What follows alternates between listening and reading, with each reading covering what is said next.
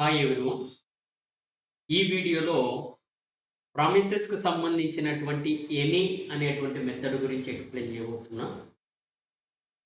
బేసిక్గా promise.any అనేది ఒక స్టాటిక్ మెథడ్.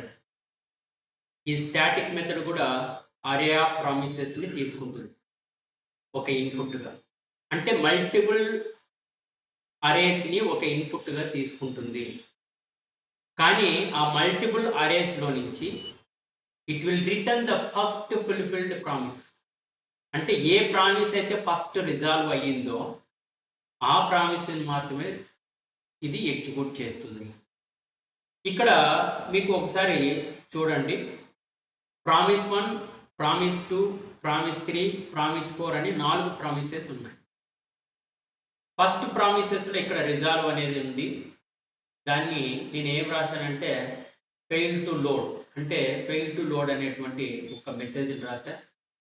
సెకండ్ దానికి కూడా రిజెక్ట్ అనేది ఇచ్చిన, స్టిల్ లోడింగ్ అనేటువంటి దాన్ని ఒక మెసేజ్కి ఇచ్చా.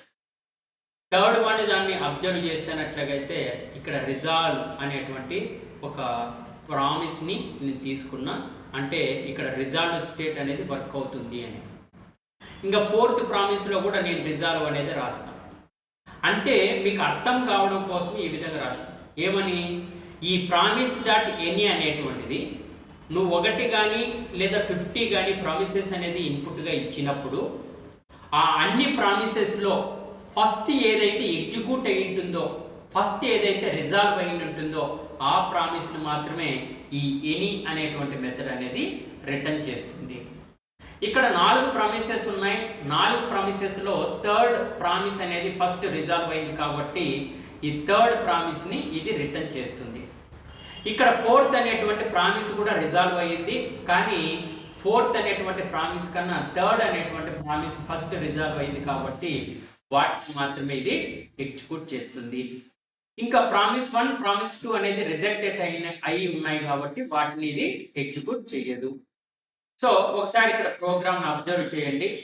ఇక్కడ ప్రామిస్ 1 అనేది ఉంది, ప్రామిస్ 2 అనేది ఉంది, ప్రామిస్ 3 ఉంది, ప్రామిస్ 4 ఉంది. ఈ ప్రతి ఒక్క ప్రామిసెస్కి రిజాల్వా లేదా రిజెక్టెడా లేదా రిజాల్వా అనేటువంటి విషయాన్ని అయితే నేను ఇచ్చాను. ఫస్ట్ 2 ప్రామిసెస్కి రిజెక్టెడ్ అనేది ఇచ్చిన, థర్డ్ దానికి రిజాల్వ్ అనేది ఇచ్చిన, ఫోర్త్ దానికి రిజాల్వ్ అనేది ఇచ్చిన.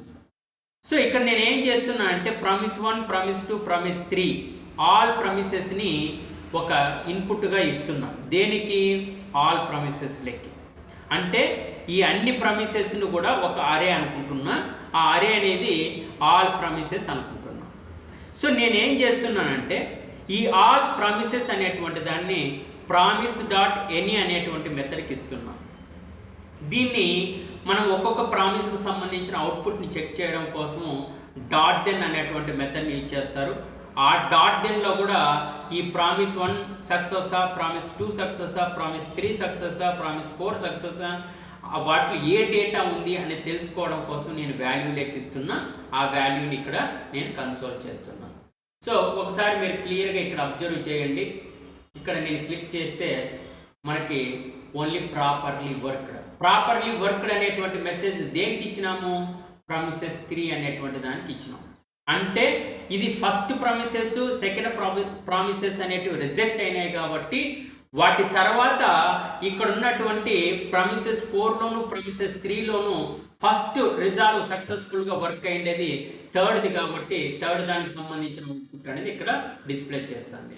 లేదు నీకు ఒకవేళ ఇంకా అర్థం కావడానికి ఇక్కడ ప్రామిసెస్ 3, ప్రామిసెస్ 4 బదులు ఇక్కడ ప్రామిసెస్ 2 కూడా SOLV రిజాల్వ్ అని చెప్పేసి ఇక్కడ జస్ట్ నేను వర్క్డ్ సక్సెస్ఫుల్లీ అనేటువంటి దాన్ని ఇస్తున్నాను. ఒకసారి చూడండి. అంటే ఇక్కడ మొత్తం 4 ప్రామిసెస్ ఉన్నాయి. 4 ప్రామిస్లో ఫస్ట్ ప్రామిస్ అనేది రిజెక్ట్, రిమైనింగ్ 3 ప్రామిసెస్ అనేది సక్సెస్. అయితే వీటిలో ఫస్ట్ రిజాల్వ్ అయినది సెకండ్ కాబట్టి సెకండ్కి సంబంధించినటువంటిది ఇక్కడికి వస్తుంది. ఇది సెకండ్ అనుకుంటున్నా, ఇది అర్థం కావడానికి ఫస్ట్ అనుకుంటున్నా, ఇది అర్థం కావడానికి థర్డ్ అనుకుంటున్నా, ఇది ఫోర్త్. సో వీటిలో మనకి ఏ అవుట్పుట్ వస్తుంది అనేది ఒకసారి ఏమని వచ్చింది? Worked successfully second promise. అంటే Promise.any అనేటువంటి ఒక మెథడ్ మల్టిపుల్ ప్రామిసెస్ని ఒక ఇన్పుట్గా తీసుకుంటుంది. వాటిలో ఫస్ట్ ఏ ప్రామిస్ అయితే ఎగ్జిక్యూట్ అయిందో సక్సెస్ఫుల్గా, ఏదైతే రిజాల్వ్ అయ్యిందో వాటిని మాత్రమే ఇది ఎగ్జిక్యూట్ చేస్తుంది. సో నెక్స్ట్ వీడియోలో అసలు అసింక్ అండ్ అవైట్ అంటే ఏంటి అనేటువంటి వీడియో అనే కాన్సెప్ట్ గురించి ఎక్స్ప్లెయిన్ చేస్తాను.